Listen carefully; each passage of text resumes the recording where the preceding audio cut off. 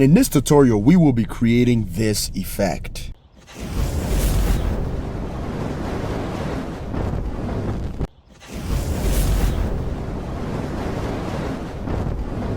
Awesome. I want you to go ahead and download all the practice footage and every single thing that I've provided. The link is in the description. I want you to download everything so that you can actually practice with this video.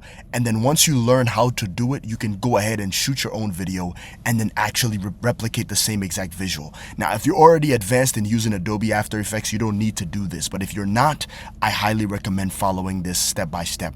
Once you've downloaded everything, be sure to import this into Adobe After Effects and begin working. So go ahead and click on the footage, right, and drag this into our composition area. And then what I want you to do is move the time indicator a few frames forward to the part where we have our guy throw some fists, just about right here, and hit Command Shift D or Control Shift D and go ahead and delete the very end, and then move this time indicator a few frames all the way to the left, and then come all the way to the very end, maybe like right here where he stops, maybe somewhere right here.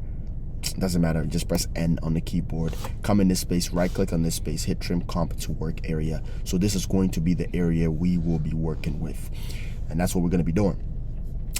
Now, of course, you can clearly see that my time itself is offset a little bit. So to basically change the time codes up here from 52 seconds, I'm going to come over here, click on composition, and I'm going to delete the start time code and just delete it. Click in this empty space over here and press OK, and then that completely brings back our time, so that even though it's offsetted, it's back to normal. So we have 0 all the way up to 4 seconds and 21 seconds. Awesome. So as you can see now, what you want to do is go ahead and zoom out and make sure the quality is set from full, change it from full to quarter, so that we can work with low resolution and be able to do these amazing things. So what I want you to do is, if you come all the way over here to the VFX section, you should see the Flamethrower extended. Double click on the Flamethrower extended to open it up in a different layer. And if you press the space bar, you should be able to play the flamethrower. And as you can see, I have made this pretty long. So it's very long. Very long, because just in case if you guys wanted to do something with it, you can. So all I want you to do is go ahead and drag the flamethrower itself, the extended flamethrower, and actually, you know what, before you do that, right, select every single one of them and change the color to maybe like orange. I just like the colors to be changed directly, so that we don't have to manually keep changing it in here. So grab the flamethrower extended and drag it into our composition. Then what I want you to do is just reposition this a little bit down here. And as you can see, the flamethrower is starting from the left to the right. We want it to start from the right to the left. So what we're going to do is repeat the same process. Right click it, go to time, go to transform and go to flip horizontal. And that completely flips the whole entire thing. Now what we're going to do is we're going to save our current progress right now. So you're going to hit Command S to save. And then once you save it, you can go ahead and save it into the projected area, or the area where you want to save it. And we're just going to call this flamethrower and then press save. Perfect. Then what I want you to do is go ahead and turn off the flamethrower extended layer, and then come to the part where I begin to throw the flame. So just about right here is where it starts. Then what I want you to do is go ahead and turn on the flame on, and just move the time indicator just a few frames about right where you can start to see the flame start, and hit Command Shift D to split the layer and just crop this end piece out. And then what I want you to do is go ahead and click on the anchor point tool while selecting the flame extended MP4. Select this anchor point tool and bring it all the way to the very end and make sure it's right there.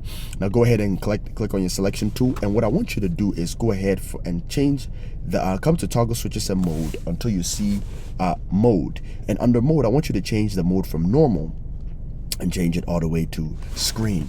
Now once you've done that, what we're going to do next is we are actually going to reposition the flame itself right over here where our fist is kind of showing. And what I want you to do is move the time indicator a few frames forward, and what I want you to do is press S on the keyboard to bring up scale, decrease the size of our flamethrower just a bit, and then go ahead and press R on the keyboard to bring rotation, and rotate this just down here just a little bit so that it's perfectly matching our hand. You see what I'm saying? Perfect. Now, as you can see, right, as the flamethrower is basically going, we want the flamethrower to kind of perfectly match our fists as it continues to move up. So what we're gonna do is we're gonna go ahead and right around here, we're gonna set a keyframe on our we're gonna start a keyframe process on our flamethrower. So just press P on the keyboard to bring up position and hit Shift R to bring up rotation as well too. Then what I want you to do is go ahead and zoom in, and I want you to go ahead and move back a couple of frames and just reposition this up a bit, just about right here. So my apologies. Matter of fact, go ahead and delete this keyframe right here. Delete that keyframe and move the rotation keyframe a few frames back. And then go ahead and start to move the time indicator a few frames forward and start to move our fire a bit upwards. Move it up. As you move this, move it up. Move a few frames forward. Move it up. And then that should do it. So now what we're gonna do next is hit Control Shift D. Hold on. What we're gonna do next is we're actually going to come to the part where the fire starts to move, right? And as it starts to move, what we're gonna do is we're gonna come and go ahead and set another keyframe on the rotation. Move a few frames to the very end, and then just go ahead and just rotate it just a bit and reposition it. And then come all the way up here. And then of course you can play around with the rotation just a bit more so that it's perfectly in sync with the hand. So as you can see, we can see the fire starts to rotate along with the movement of our hand. Now, isn't that just amazing? Then what we're gonna do next is we're gonna go ahead and press T on the keyboard on the opacity, and then we're gonna move back a few frames as the fire is ending, and we're just gonna go ahead and crank this to 0.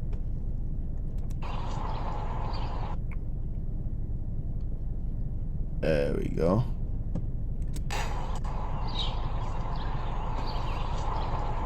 Now the way it's rotating, it's a little bit too hard. So what you can even do is press R, and you can go ahead and ease out the rotation a bit more. So you can move a couple of anchor points just down, adjust it a bit more so it's not too hard. There we go.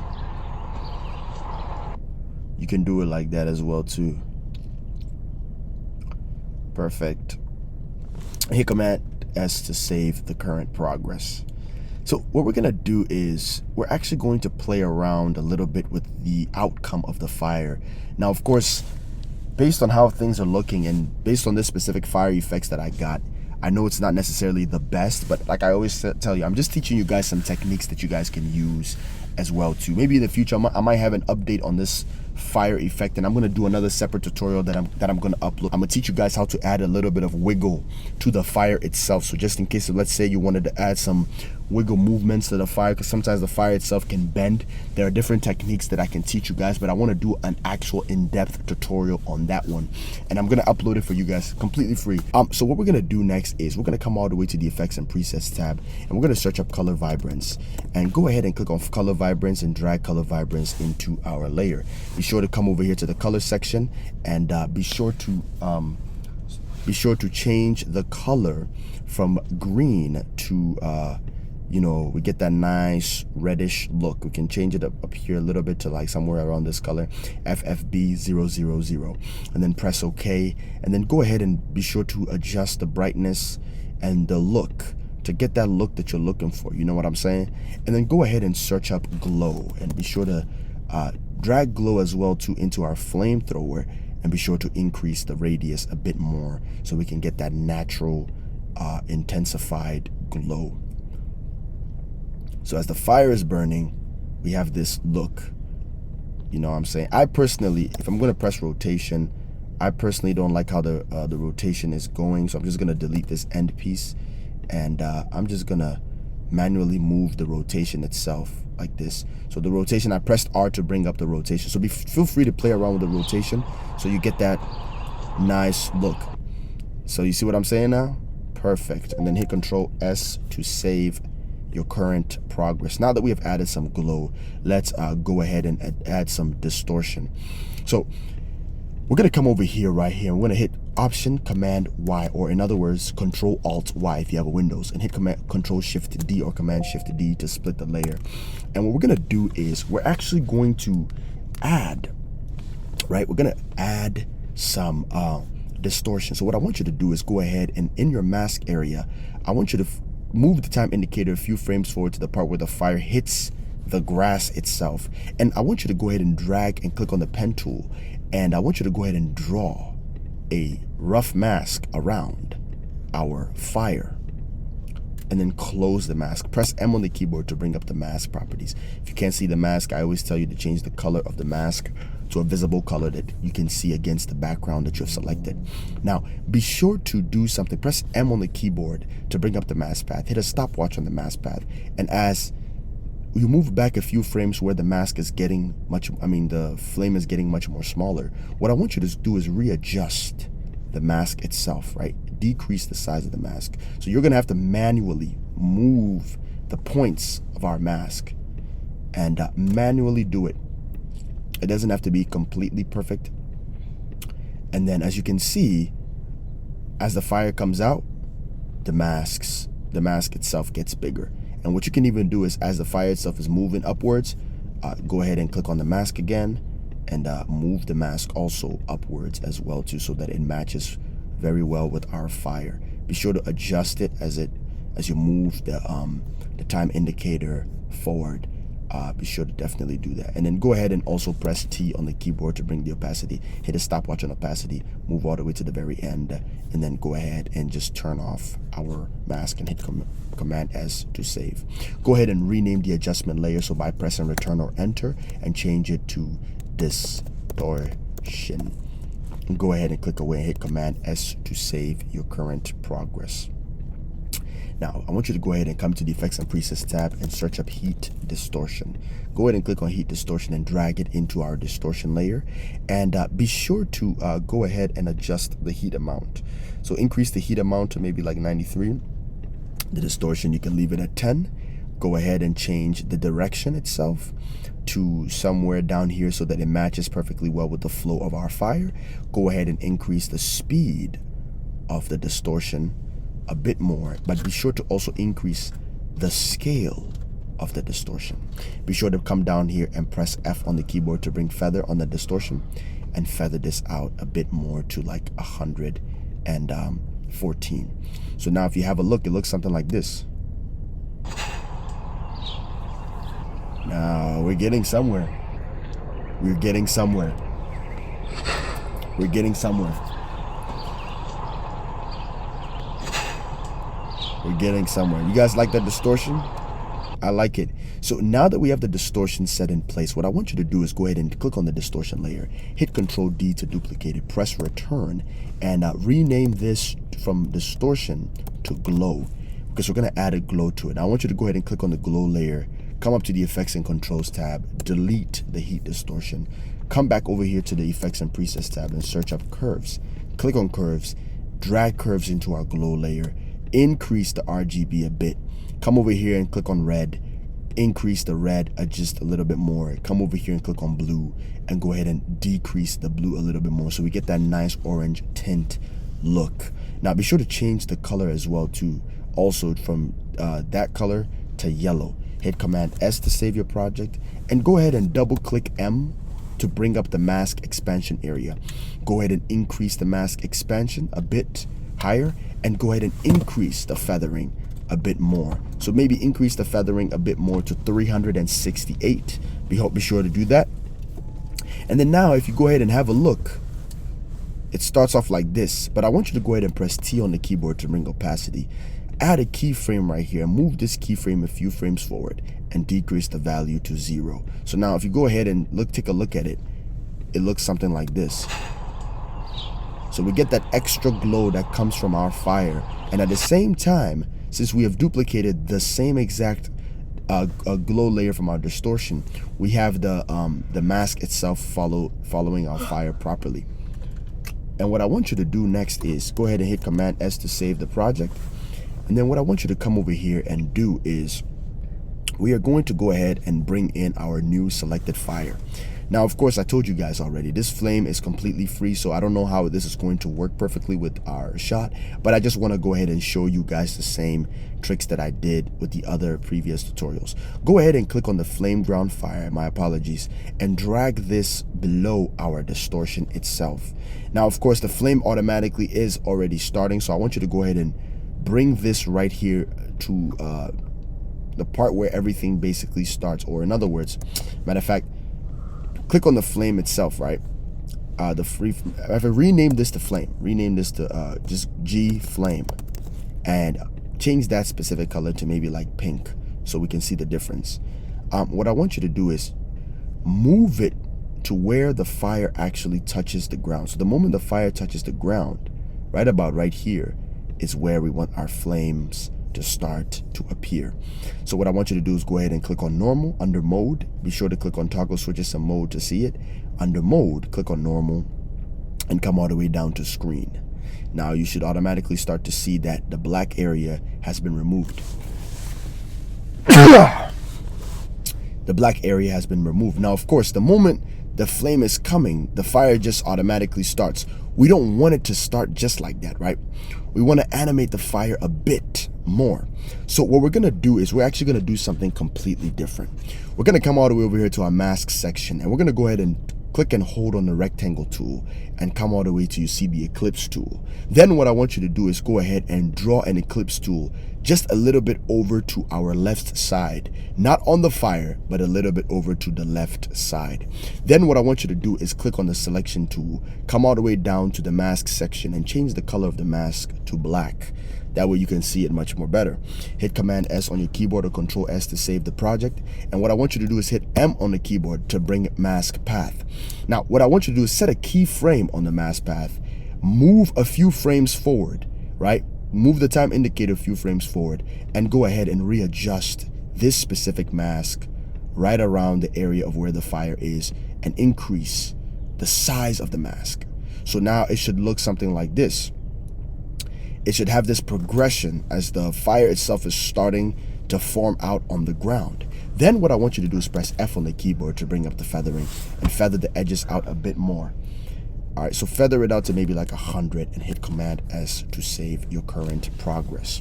Then what I want you to do is I want you to go ahead and hold space and click to remove everything at the same exact time. And then what I want you to do is, if you pay attention to how the fire is forming, it seems as if the fire itself should be positioned just a few spots down. So just reposition the fire maybe somewhere down here. So it's like this. There we go. Now that's pretty cool, right? I think I'm liking it already. What I want you to do is go ahead and click on the anchor point tool, select G flame, and go ahead and click on the anchor point tool and set it all the way down here below our fire. Then what we're going to do is we're going to play around with the sizing of our fire. So as the fire has started, what I want you to do is press S on the keyboard, select a stopwatch on our scale, move a few frames forward, and go ahead and increase the size of our fire. So the fire itself should have a slow progression. So what you can even do is you can move this keyframe a few frames all the way back over here, and then it should start to look like this. The fire is getting bigger as time goes. Feel free to increase the fire a bit more and move this keyframe all the way back here. So it looks something like this. It's slowly getting big, so nobody really would actually notice the error of the fire. Now feel free to go ahead and adjust the look of the fire to your setting. Hit Command S to save the progress. Then what we're going to do is we're going to come all the way into the flame extended layer, press E to bring up the effects itself, hold Command or hold Alt Control, select color vibrance, select glow, hit Control C to copy, go ahead and come into G flame and hit Control V to paste. Now come back into the effects and control under the G flame, close this layer and open up the glow layer. Then what I want you to do is go ahead and increase the glow just a bit more. So you don't want to do it too much, but just enough so that the fire doesn't look too fake. Now you can obviously turn off the color vibrance if you want, but if you like that extra tint of glow, be sure to leave it. And then what I want you to do is I want you to go ahead and hit Control S to save, and I want you to go ahead and under your distortion and glow, what I want you to do is duplicate the distortion itself. So we're gonna have distortion number 2. Move this distortion number 2 below our G flame, and what I want you to do is press M on the keyboard under the distortion number 2, select the mask, and delete the mask itself. Now turn off the layer, because what we're gonna do is we're gonna trim this distortion, and we're gonna come all the way over here to our mask settings under the G flame. Press M on the keyboard to bring up the mask option. Click on the mask, hit Control C to copy the mask, click on the distortion itself and hit Control V to bring the distortion. Now of course the mask itself is offset all the way to the right side. So go ahead and turn on the distortion layer and reposition the mask a few frames down here. Then as you can see, as the mask gets bigger, you're gonna press M on the keyboard to see the mask path. I want you to go ahead and readjust the mask settings right about here. So you're gonna move this a few frames over to the left. So as the flames are getting bigger, the distortion is also starting to appear in our scene. So what I want you to do is just go ahead and click on the mask itself, come over here right here on this specific area and just readjust the mask on top of our fire. So it looks something like this. Feel free to press F on the keyboard to bring up feather and feather this out a bit more. This one around, you can actually increase the heat amount to 100. You can also increase the scale a bit more. And you can either place this on top of the G flame. You can do that. Place that on top of the G flame. And right here around where the mask is starting, just press M on the distortion tool once again. Move this right here, this anchor point, and press this area. Select the mask itself and reposition it like right over here on top of the fire. There we go. There we go. So as the flames are getting bigger, the distortion is also getting bigger as well too. So be sure to also adjust and increase the size of our mask as the distortion itself is getting a bit bigger. Perfect. Hit Command S to save the progress, press F on the keyboard and feather this out a bit more. Now of course in this one you can increase the distortion to maybe like 15, and you can press on your spacebar to play to have a look.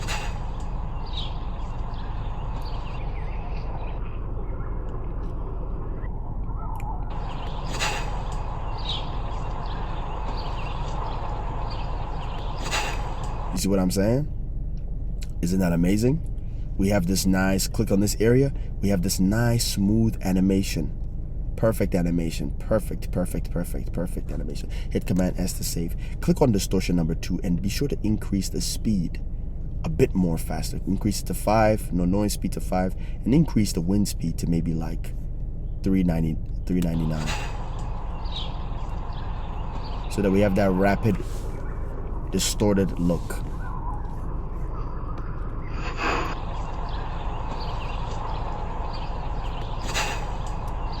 Awesome. Hit Command Control S to save. Now click on the glow and hit Control D to duplicate the glow. Drag the duplicated glow above our distortion number 2 layer. Trim it all the way so that it fits perfectly with our layer.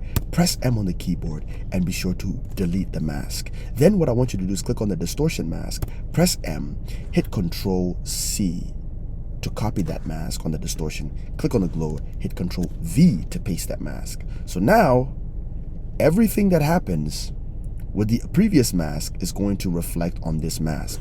Press T on the keyboard and be sure to go ahead and delete the opacity itself. Click on the distortion also, press T and be sure to also delete the opacity and change the opacity back to 100 on the distortion. And then go ahead and click on the glow number 2 and increase the opacity back to 100. And go ahead and reposition the flame itself.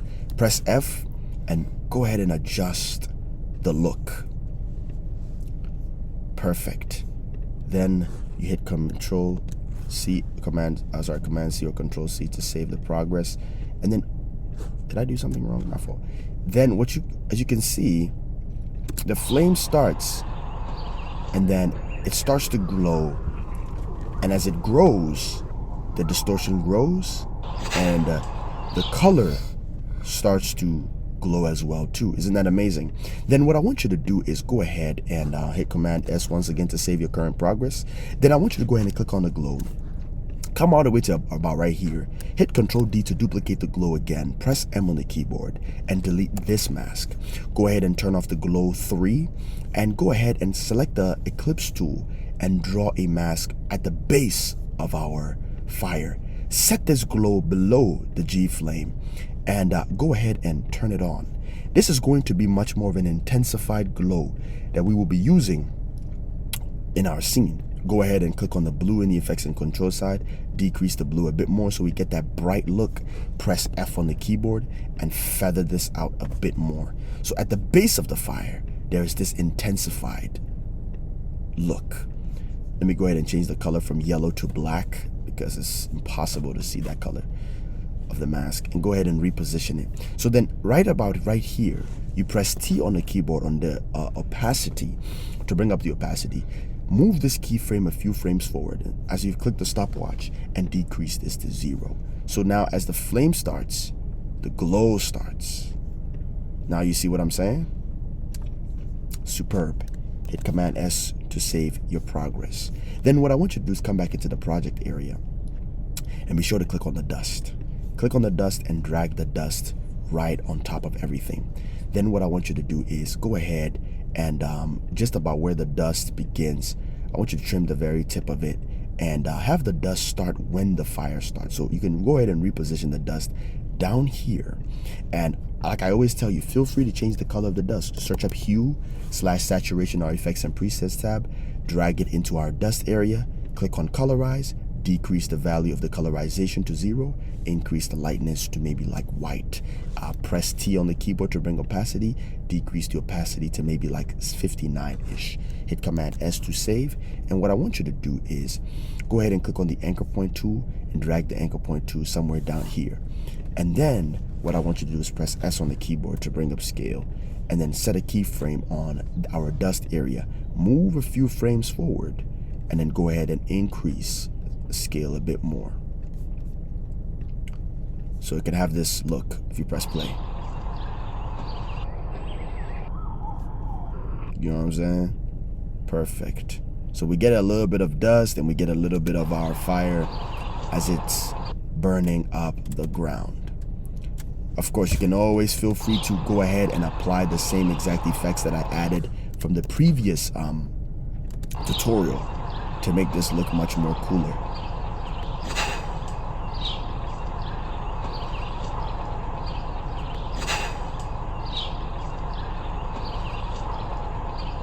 Feel free to go ahead and duplicate the dust one more time. This time around, press T and decrease the second dust to maybe like 35 and reposition this somewhere around here so that we have dust number 1 and dust number 2. So if you press play, and this time around with dust number 2, you can even reposition it somewhere down here, and it could be like this. You can press T on the keyboard on dust number 2, set a keyframe on opacity, move this a few frames forward, decrease this to 0, and then it can have this slow entrance.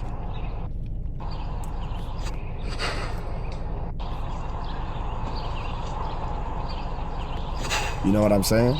You can do that and hit Command S to save your current progress. And be sure to click on the smoke plume and drag it also into our composition. Now be sure to go ahead and reposition the smoke plume down here on at the base of our fire. And be sure to also press click on the anchor point. Be sure the smoke plume is selected. Click on the anchor point and move this anchor point down here at the very base of our smoke plume.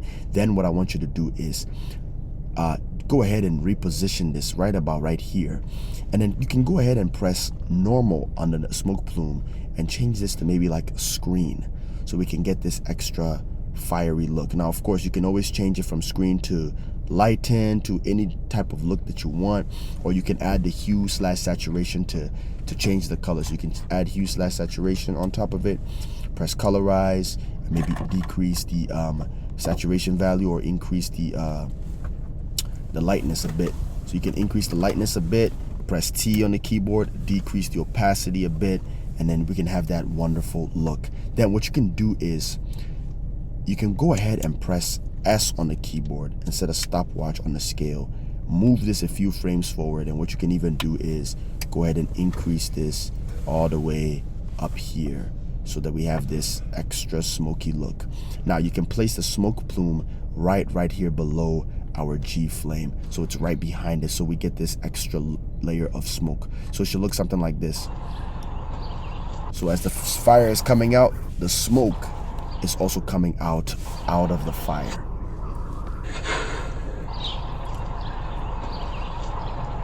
You know what I'm saying? I think that looks much more better. Now, of course, this is a very short effect because I wanted to teach you guys just some basic skills. Hit Command S to save.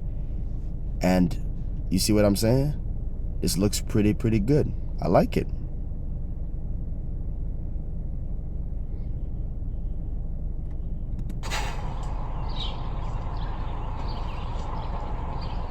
You see what I'm saying? Perfect. Hit Command S to save your current progress. And let's go ahead and jump right here into this specific section and come all the way to our sound effects tab. Be sure to click on the cinematics fireball sound effects, drag and drop it into our composition itself. Go ahead and make sure you turn it off. Double click L to see the waveform. Scroll down so you can see where it is, and go ahead and reposition this perfectly right around here. And be sure to press L and then decrease the volume of that sound so it's not too loud. And then if you play, and then what you can even do just right here where the flame starts, click on the fireball whoosh sound effect, click on that, drag that also into our timeline, turn off the layer, double click L to see the sound properties, trim this to about right here, and then go ahead and reposition this right about here so it should look something like this.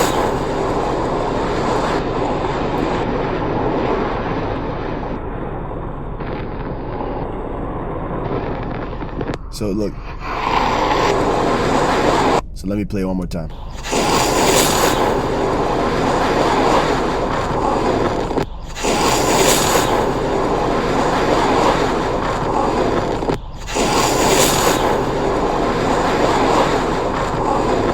You see what I'm saying? Command S to save your current progress. And what you can even do is you can always duplicate more dust. So let's say the dust starts like this. Feel free to take the previous dust, duplicate it, move it right here, reposition it a bit. You can always have multiple layers of dust coming out of the ground. Feel free.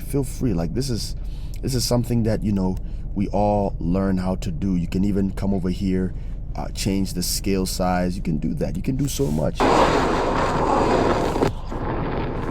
can have multiple layers of dust.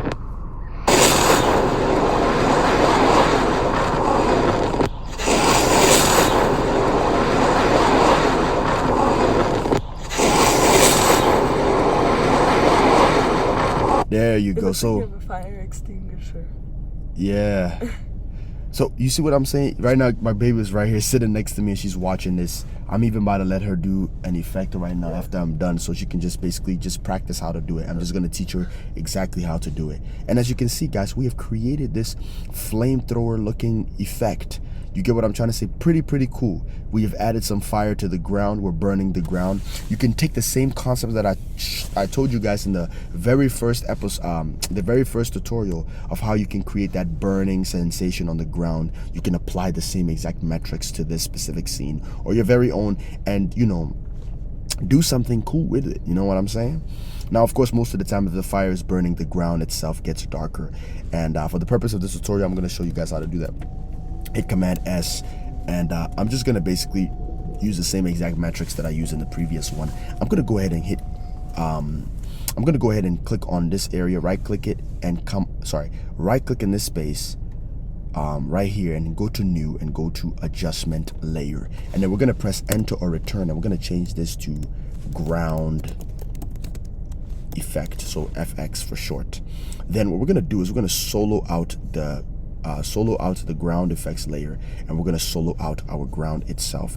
And then I'm going to go ahead and solo also out the not this one, but the G flame. And then what we're going to do is we're going to go ahead and take the click on the ground FX, select the eclipse tool, and draw an eclipse on the ground itself. So you can do that. And then what I can do is go ahead and unsolo everything and unsolo this and unsolo that. And what I'm going to do is drag this ground effect right below and right on top of my ground itself. Then I'm going to go ahead and come over here to the effects and presets tab, and I'm going to search up curves. This time around with these curves, I know the base is supposed to be bright, but this time around I'm going to darken the base a bit more to create that burnish effect. Then I'm going to press F on the keyboard and I'm going to feather this out a bit more. So what I'm going to do is, it doesn't start burning just yet. It's going to start burning just about right here, and I'm going to trim this. I'm going to press T on the keyboard for the opacity, set a stopwatch on the opacity, move this keyframe all the way to the very end, somewhere around here, and maybe decrease this to 0, and then hit Control S to save. So now, if we press play, it should look something like this.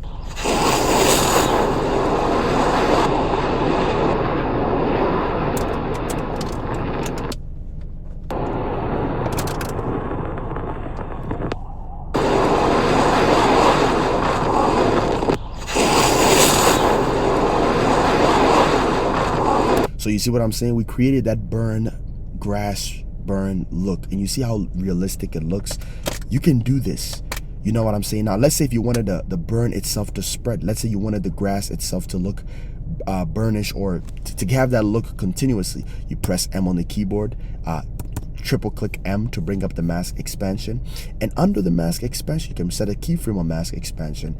And as the thing moves all the way further, you can increase, as you move, you can increase the expansion a bit so that it looks like it's spreading, right? You can even make it spread much more slowly. So you can have it start at the very beginning, and then you can slowly see it spreading. Slowly.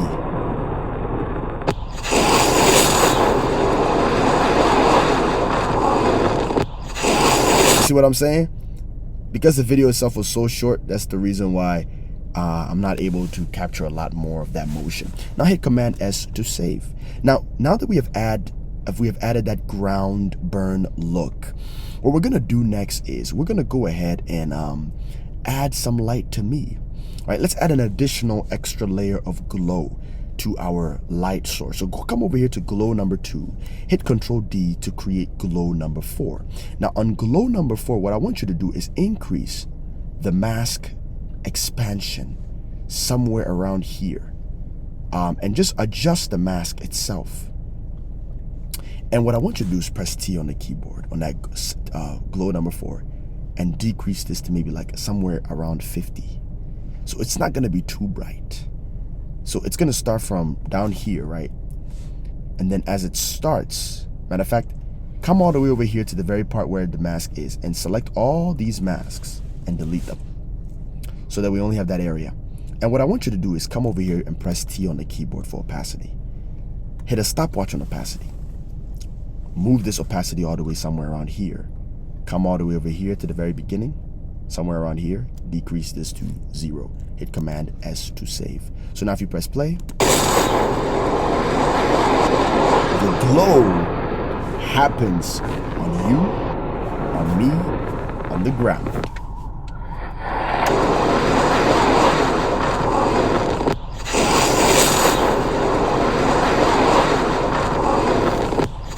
Now I think this is pretty cool, and hit Command S to save. Now guys, this is pretty much it. You select the very bottom, select all the layers, right click on it, click on pre-compose and rename this to done effect and press enter.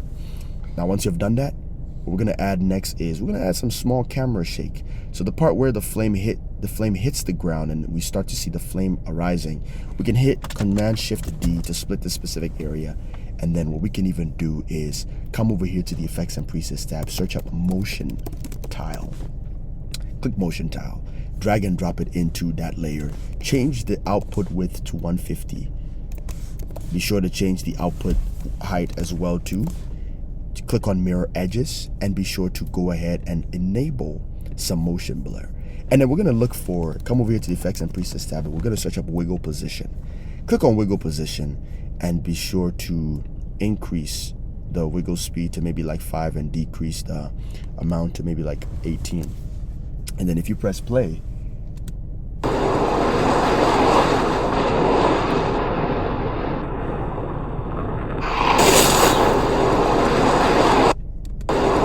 so matter of fact, we can even have the fire.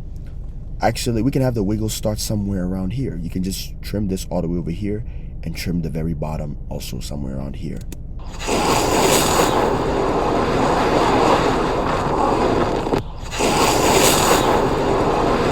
Now, if the wiggle amount is a little bit too much, decrease the wiggle amount a bit so it's not too much. You just have a nice small wiggle. And hit Command S to save. So thank you so much for watching, all right? I appreciate you guys, and bye-bye.